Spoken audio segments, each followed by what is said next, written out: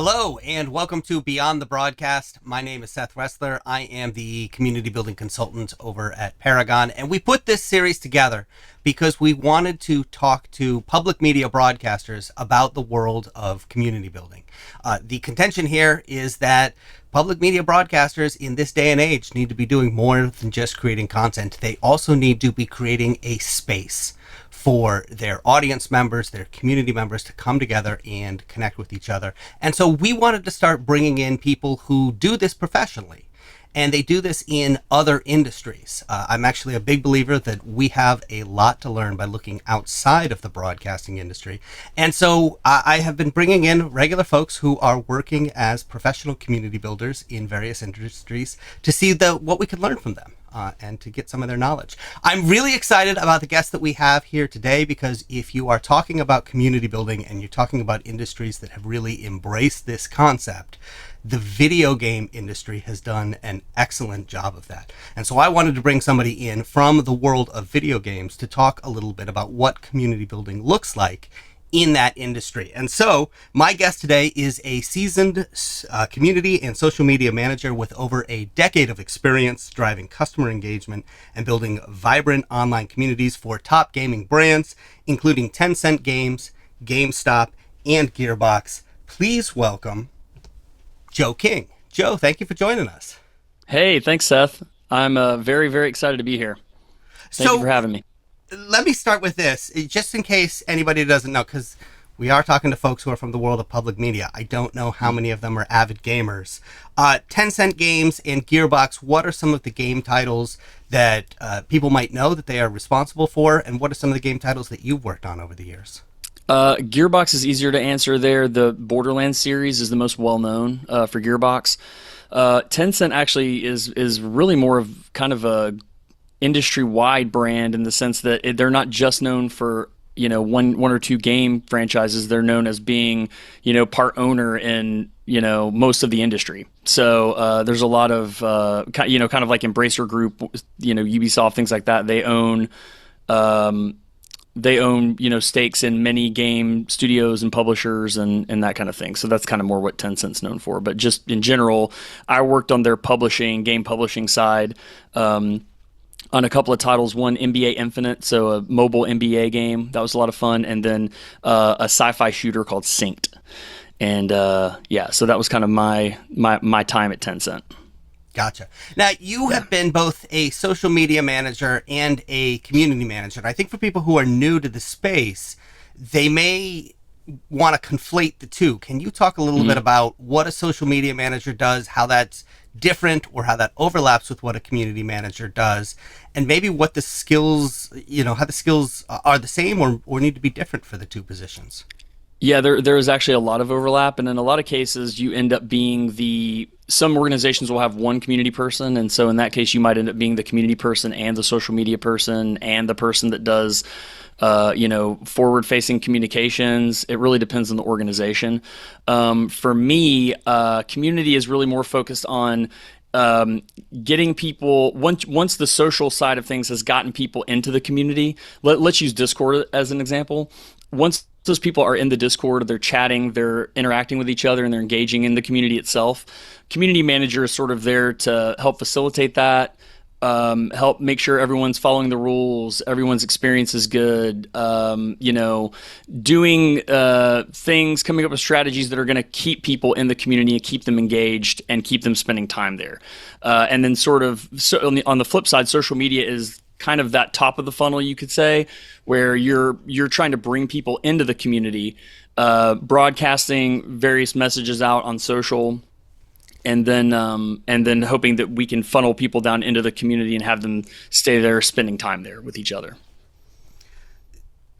So if I'm an organization that does not have a community manager, is that something that I can just have my digital person or my social media manager do? Or is that something that you recommend be a separate hire and a separate position? I mean, what does it look like at the organizations that you've worked at? It really depends on the organization, right? The honest truth is that not every organization needs a dedicated community manager. You really can start out, with someone that is sort of just monitoring, doing some light moderation, things like that. But really, the truth is, if you want to take it to any real valuable level, someone that's dedicated with community experience is really the way that you want to go. Because somebody like that is gonna understand how to be the conduit between your brand, your company, your broadcast station, your game studio, whatever the case may be. Be the conduit between that organization and the people in the community, and that's really important. That's not something that you want to just kind of have the intern doing. A lot of people think that the interns are the ones that run community and social, and there's a lot more to it than that. So it really depends on the organization, I would say. But ideally, yeah, you want to have somebody that's there with experience that knows sort of how to create a strategy and then guide that strategy and guide the organization and the community forward together to where you can have success in that endeavor. All right. Well, I'm so glad that you're here. We have brought you here to discuss a specific topic, and that is 5 things that you've learned about online community management from the video game industry. So this is fantastic. Before we get into the first one, I do want to ask you a little bit about the video game industry. I mean, in the media industry, we're talking obviously to public media broadcasters, and we have seen over the last couple of years in radio and in television a lot of layoffs. What is happening these days in the video game industry? Unfortunately, much the same.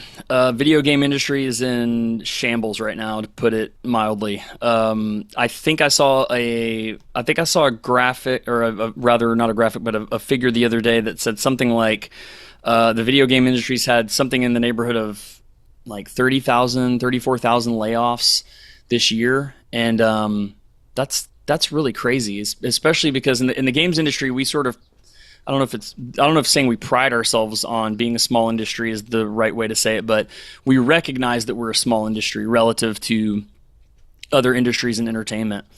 And being a small industry and getting hit with that many layoffs in 1 year is really, really crazy.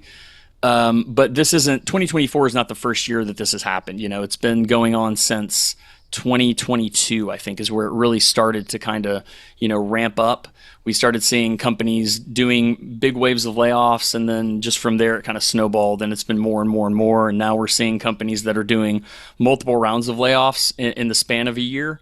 So it's rough. There's a lot of people in the games industry that are hurting right now and that are looking for their next adventure, as we say. One of the things that we have talked about in this series is that there's a tendency to think, there's a radio industry problem, or there's a television industry problem, or there's a newspaper problem, or a Hollywood problem. And I have always contended that, no, this is all one big problem, which is that there's just too much content out there competing for a finite amount of attention. And if that were true, you would actually expect that you would also see layoffs in the video game industry, just like you're seeing in the rest of the media world. Is that your sense, or is there some other cause of it in the video game industry? To be honest, Seth, I'd never really thought about it that way, as far as too much content and fighting for finite attention. But I think there's something to that. I think if you extrapolate the problems out far enough, I think that could be what it boils down to. Absolutely. I mean, in the games industry, I think that the big issue, it seems like the consensus is that the big issue is that companies didn't really operate quite properly during COVID, and we had a lot of people staying at home playing video games all the time, which of course meant, yeah, me too, of course. That meant that there's a glut of that attention, right? There's a glut of money and a glut of attention that people are. Hey, they're working from home. They're not leaving the house. Of course, they're going to turn to video games eventually, and that obviously made a lot of money for our industry, which is great. But I think that the powers that be sort of saw that as a way to again make the shareholders happy in the short term, and grow teams and pay a lot of money, which was great. But then, we come to 2022, people are solidly getting back to the office now. They're solidly getting back to normal life and have been for a while. And I think that I think that glut disappeared very, very quickly, and I don't think that the games industry, at least, was ready for that. I think Yeah. they clearly thought, oh, hey, this is a sea change, and we're just going to be rolling in cash for ever now, and that's obviously not the way that it went. Did they know? Did they not know? I don't have any idea on that, but I do know that it doesn't seem like they were prepared to support the industry that we had created, and that they had created through hiring at such a scale and growing teams at such a scale and things like that. So it seems like when it became evident that, oh, whoops, we overstepped and over leveraged, layoffs, and you just start seeing just people slashed from organizations left and right, and it's just been crazy. I definitely fall into that category. I had not played video games in 15 years. And then at the beginning of the pandemic, I mean, Halo 2 was the last video game I played. And then I got a Nintendo Switch and Breath of the Wild, and it was over. And you're not the only one. You're not the only one, I'm sure. I'm sure that a lot of people were thinking, wow, I have all this time on my hands. Hey, I haven't played video games in 15 years. Let's buy a Switch. Let's buy a PlayStation. Let's buy an Xbox and kind of see what this is all about, And you probably had a lot of those people stick around and gaming became part of their life. But then I can also imagine that you had a lot of people sort of say, oh, I can go back to work now. I can go back to the outside everyday life. I'm going to go back to the way things were. And then, their video games sit there collecting dust. And I think that's sort of in a nutshell what the problem is for the games industry, at least. Well, and when we talk about competition for attention, in some ways it's a little bit different in the video game world, where the barrier to entry has just come down in radio and video. Like, it just, anybody can become a podcaster or become a YouTuber, as long as you've got a phone. And so you've got all this competition. So you have media outlets that are now competing against their audience members in a way that they weren't. I imagine that the barrier to entry is still higher for video games. You can't just whip out your phone and create a video game. But it's getting closer to that. It's getting closer to that. Yeah.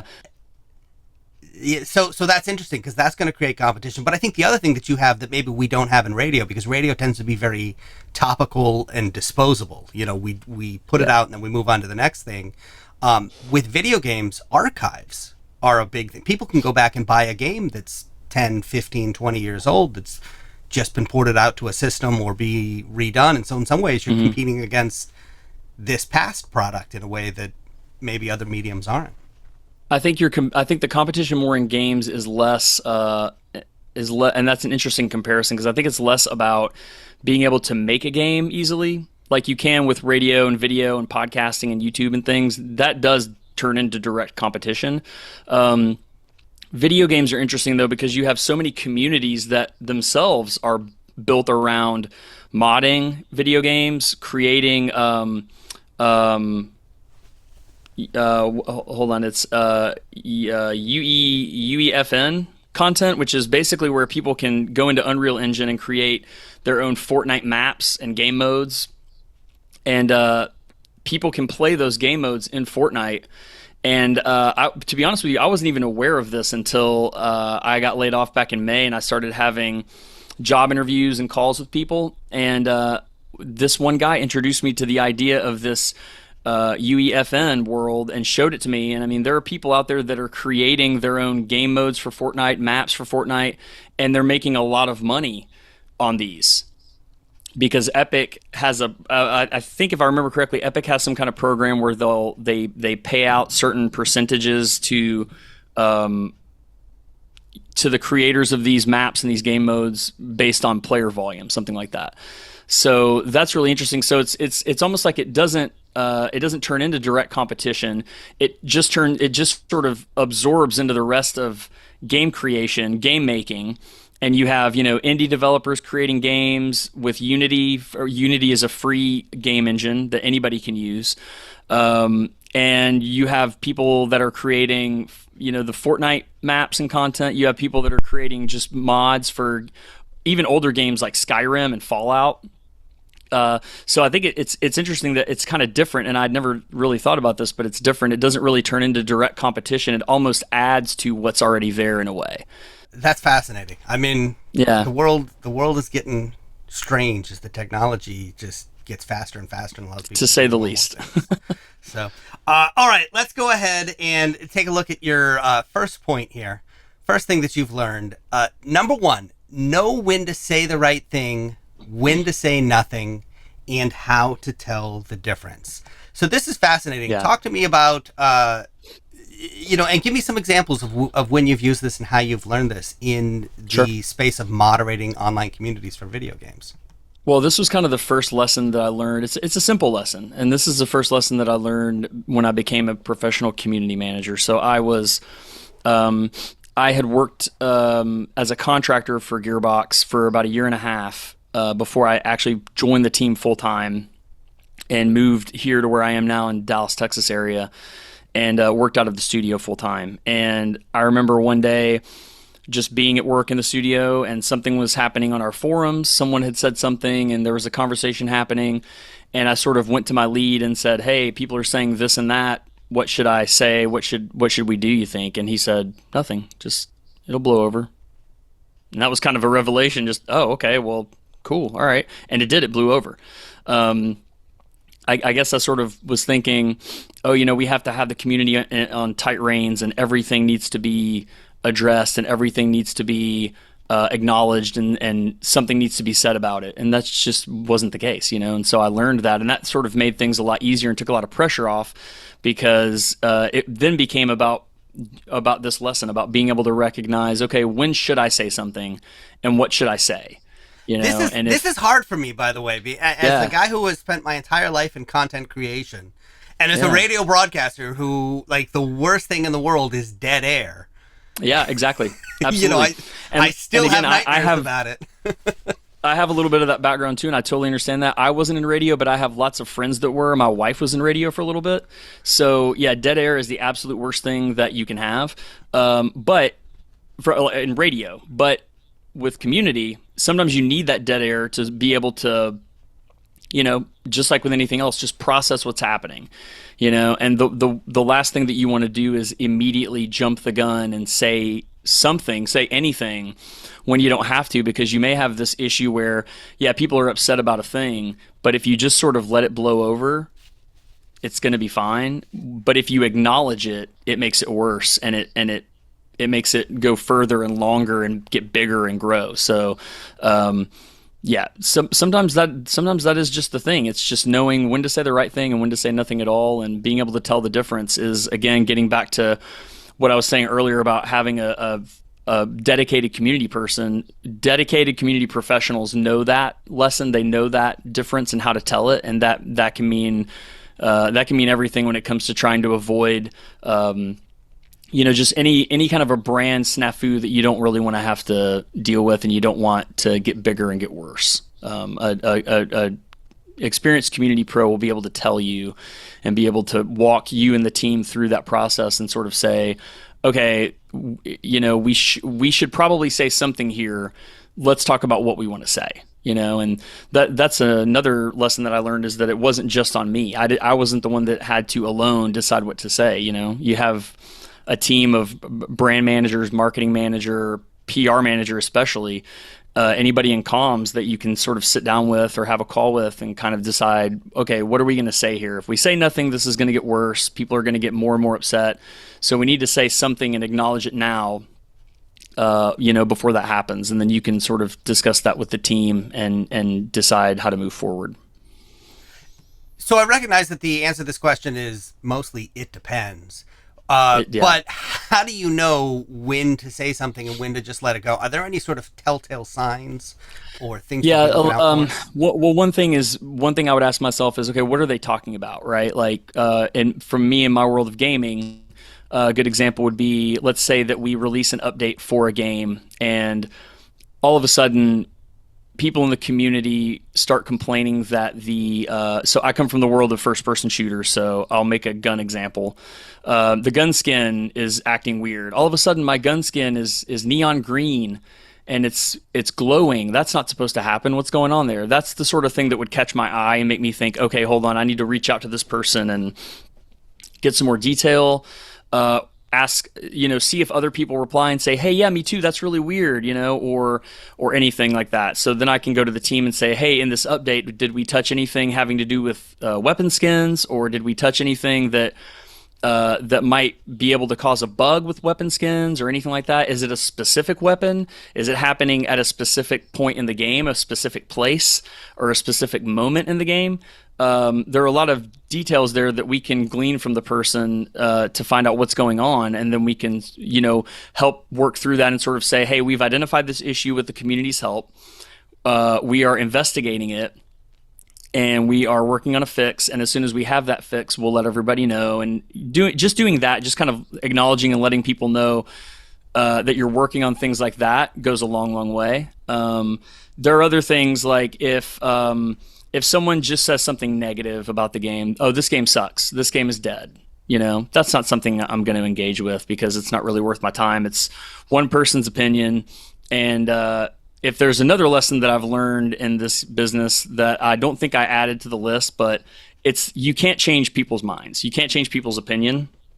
And so you sort of just have to say, okay, they don't like the game we made. That's all right. No problem. We're moving on to valuable feedback. And then you just sort of, over time, you get a sense of what's valuable, what's not. But it's things like that where, the single offhand negative comment is easy to gloss over, usually. But then sometimes you can have an issue, like I mentioned, that's bigger than that, that you really want to drill down into and find out what's going on. And the community is great for helping with that, because you have a lot of people, you have essentially a lot of play testers.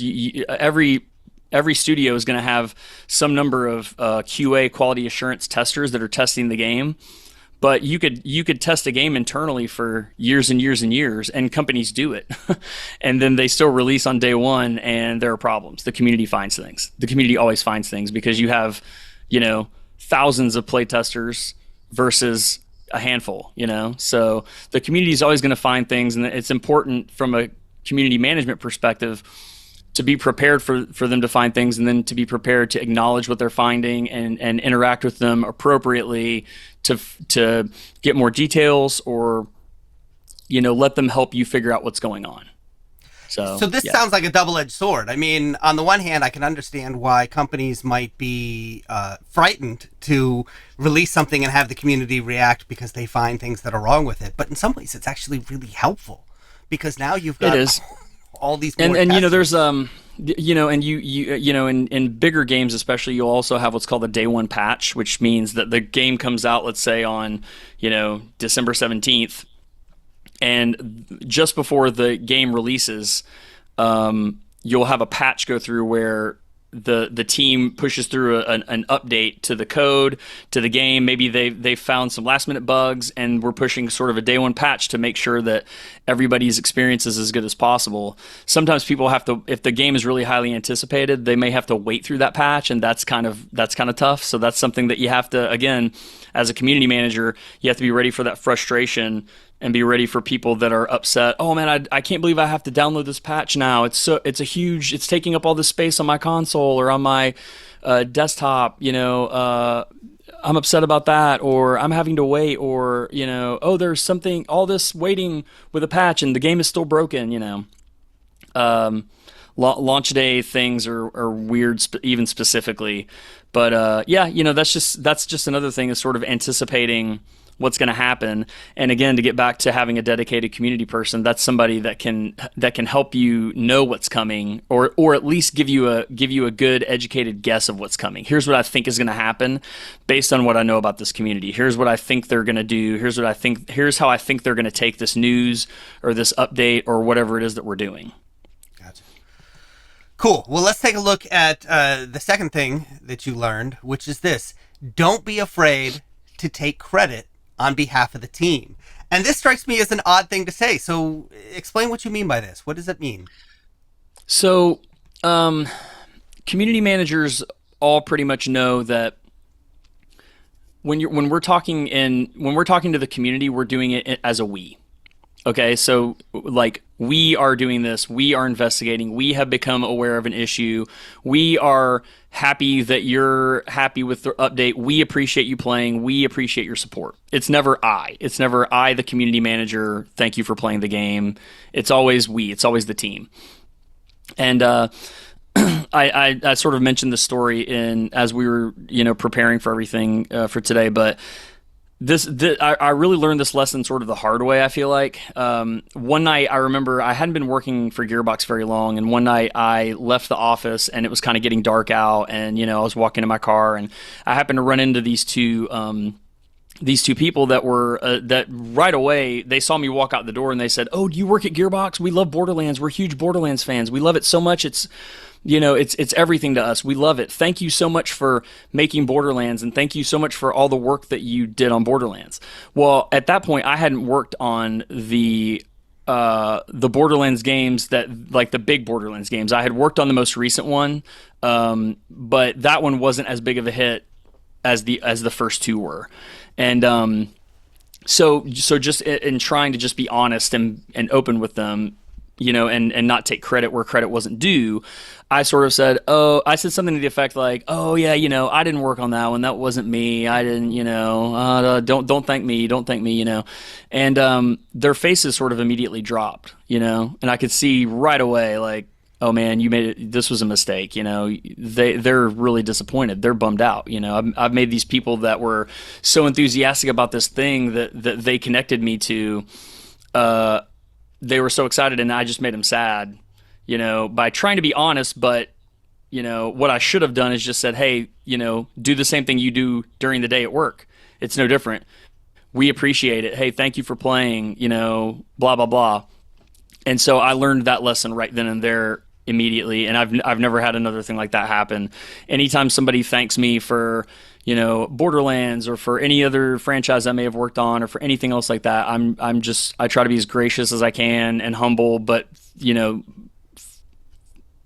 respond sort of on behalf of the team that I worked with or the group of people that did that thing, because these games mean a lot to people. They mean a lot to people, and it just takes a little thing like that to sort of not sour their view on the game and on the studio, but just to make it different, to almost they have all this almost this sort of fantasy like view of what we do and who we are, and not to make like a weird comparison, but it's sort of like if you meet a musician or an actor or just anybody that you admire, and it's hard enough to go up to someone like that and meet them and introduce yourself and say hi, but then for them to be a jerk, or not that I was a jerk, but just for them to not sort of acknowledge your enthusiasm and sort of, oh, thank you, oh, that's so nice, and a little bit it makes things kind of weird for them, and so they may never really look at the game or the studio the same way again. So I just always try to keep that in mind as over the years, as people have said, thank you for various things, or they've expressed their enthusiasm for whatever it is. I go along and just say, hey, yeah, thank you, we appreciate it. That's so awesome that you feel that way. We're excited too, or we loved making the game too. It's been amazing to work on, and we appreciate people like you that play it. Yeah. No, I understand the natural instinct to be honest, and I'm not particularly good at taking compliments, and so I would probably do the same thing.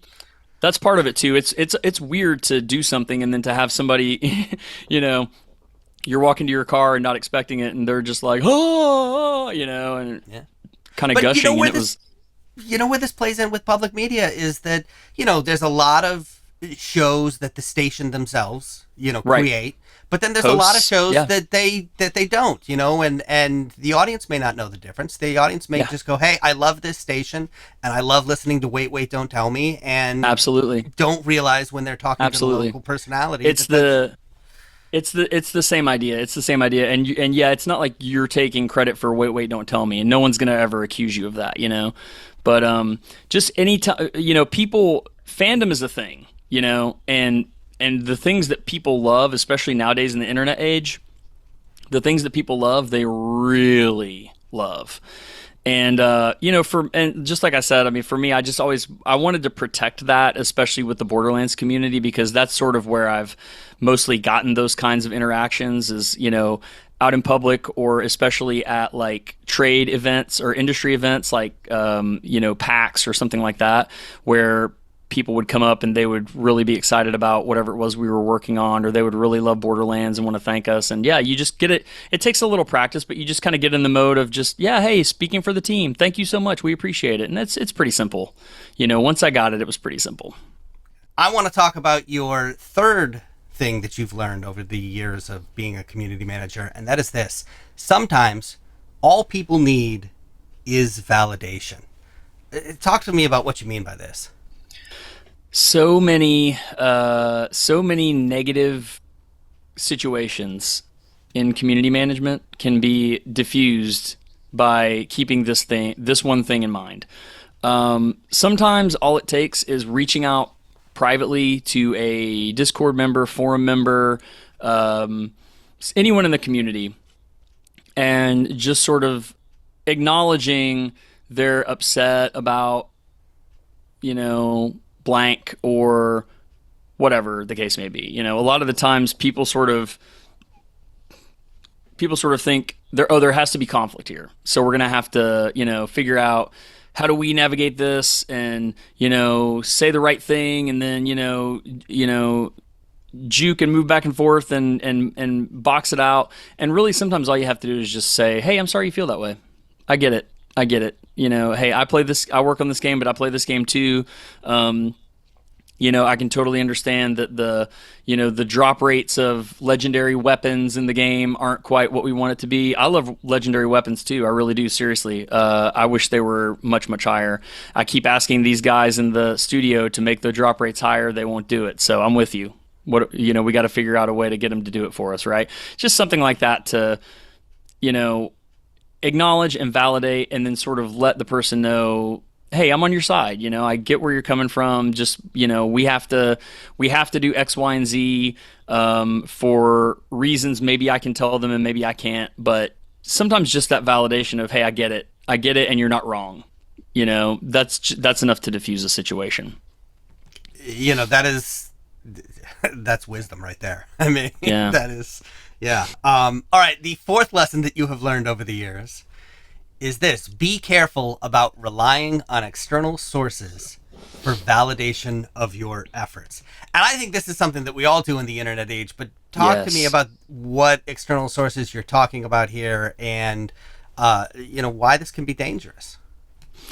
So for me, years ago when I first was getting started, game industry Twitter, as some of us who were involved in that back in the day will attest, was a really good time, and it was a lot of fun to sort of interact back and forth with other members of the industry. Some I knew, some I didn't know, but it was always fun. We were meeting new people. The industry was really networking a lot on Twitter in those days, and it was really great. But I found that it was easy for myself, and I also saw it in other people, but it's easy to get caught up in sort of, who's paying you attention today, who retweeted your tweet, who validated you in some way or whatever.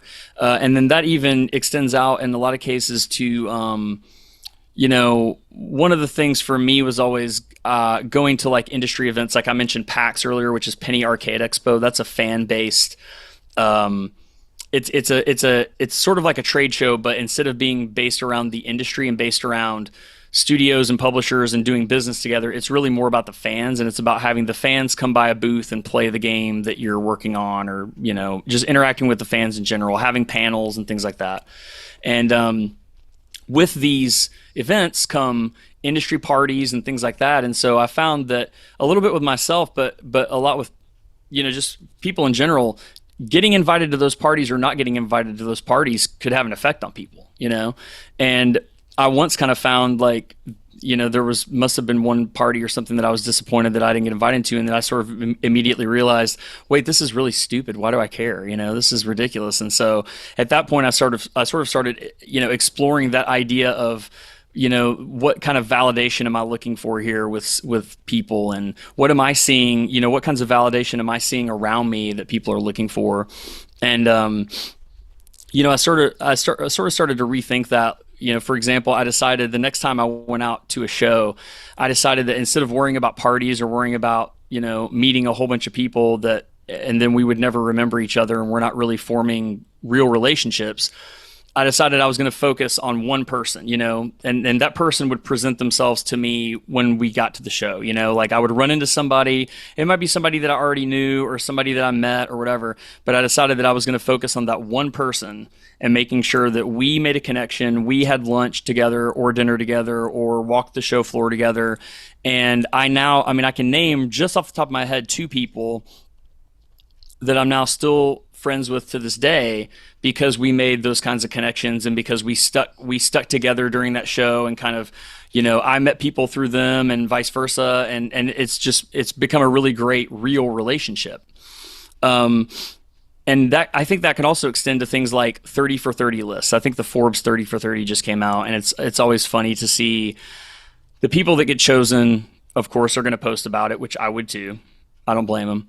But there are a lot of people that are super, super bummed that they didn't make it. And I can understand that too. I get it. I really do. But I think that at least for me, maybe it's an age thing, getting older and a little wiser. But I think that if you're looking for things like that to validate you and tell you that you're doing a good job, you're really always going to be chasing distractions.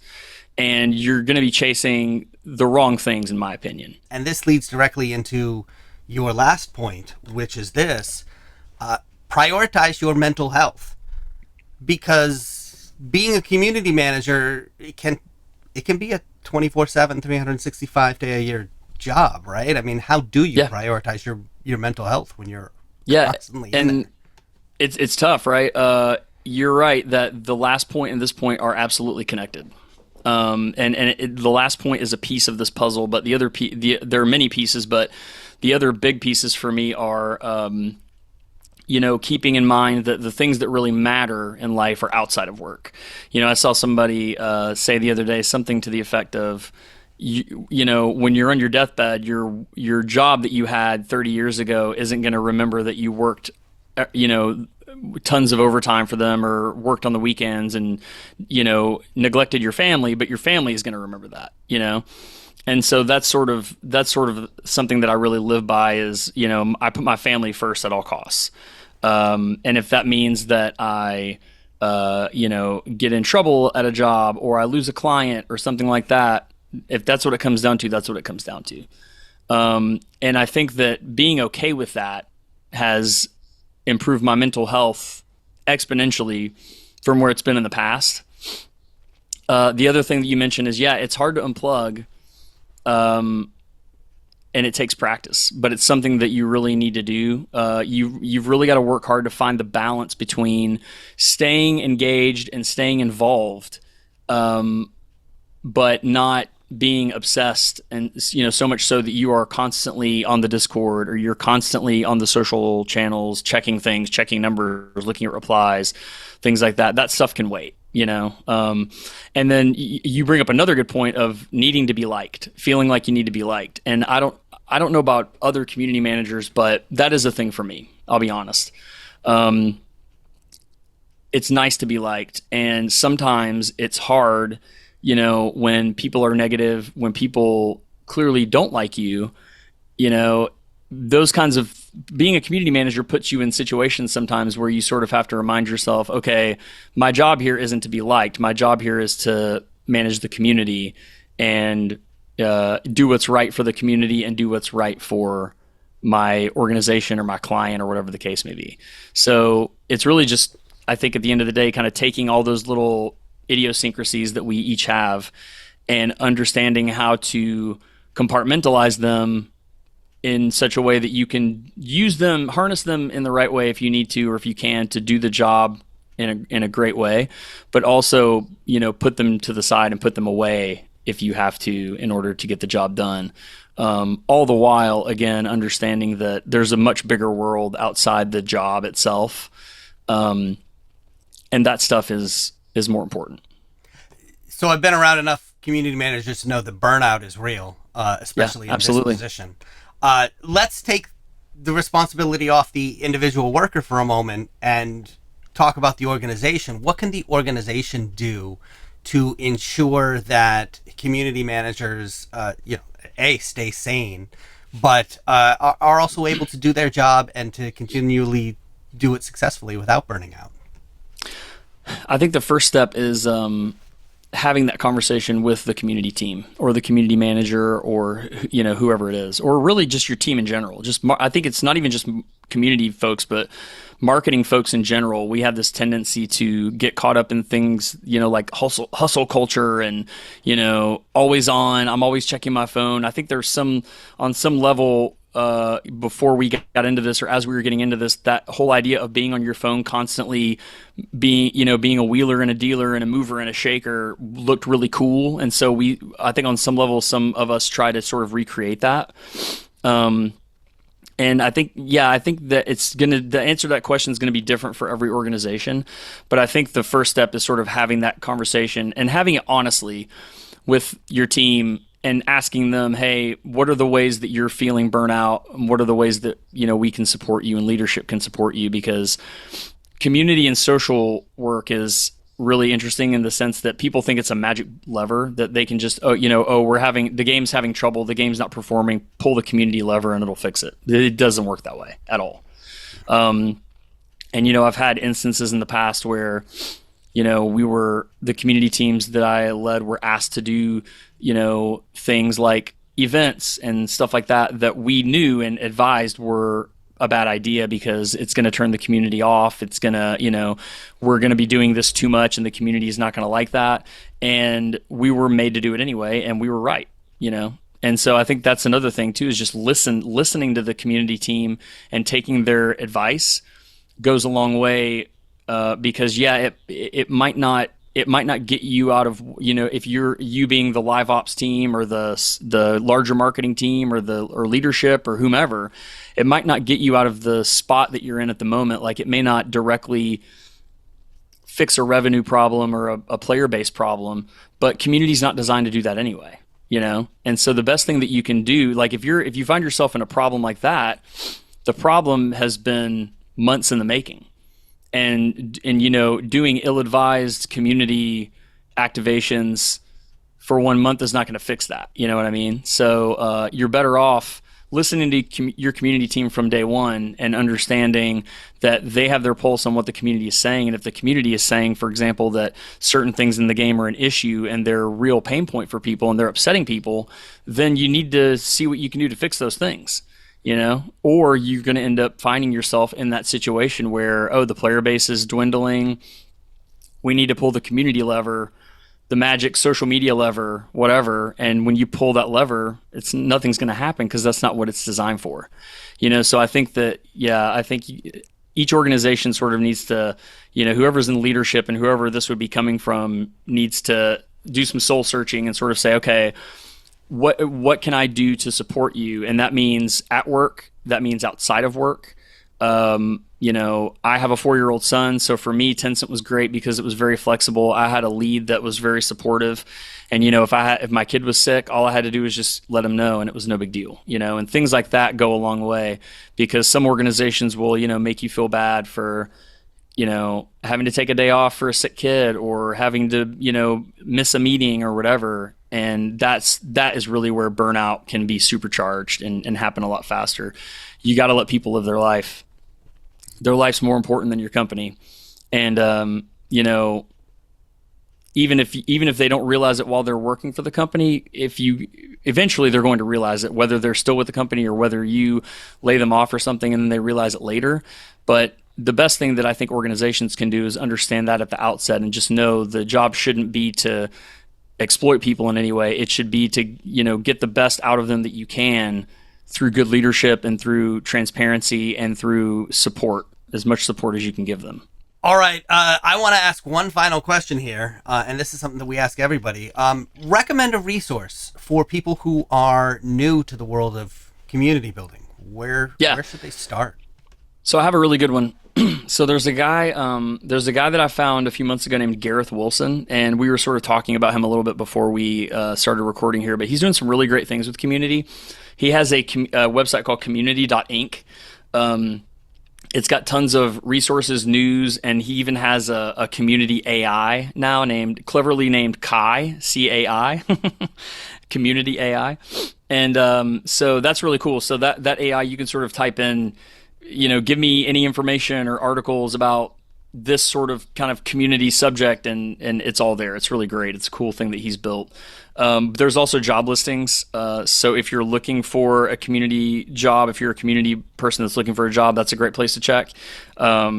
They also do he also does some features. Like I saw a really interesting feature a couple weeks ago on a guy that had created a paid community and had grown it and scaled it to just astronomical levels of not only revenue, but also like the demand to join the community. It ends up, it's right now it's something like it costs like 10 grand to join it, and there's a waiting list. Like people are just beating down the door to get in.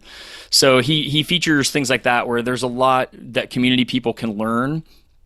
And I would say honestly too that there are probably people here listening to this that could visit that site and learn a lot too, and sort of get a sense of what community managers are like, what you might be looking for in a community manager, and other resources to sort of help you learn, and whomever your designated community person may end up being, whether it's somebody that you already have that kind of shows promise in that world, or whether you hire somebody. There's a lot that they can learn there as well. So that's a website that I really highly recommend. It's community.inc, community.inc, and it's a good one.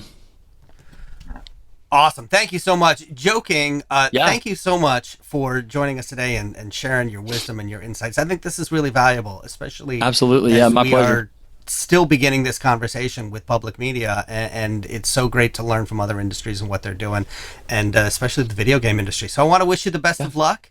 And, Thank you, Seth. Thank you Yeah. again for joining me.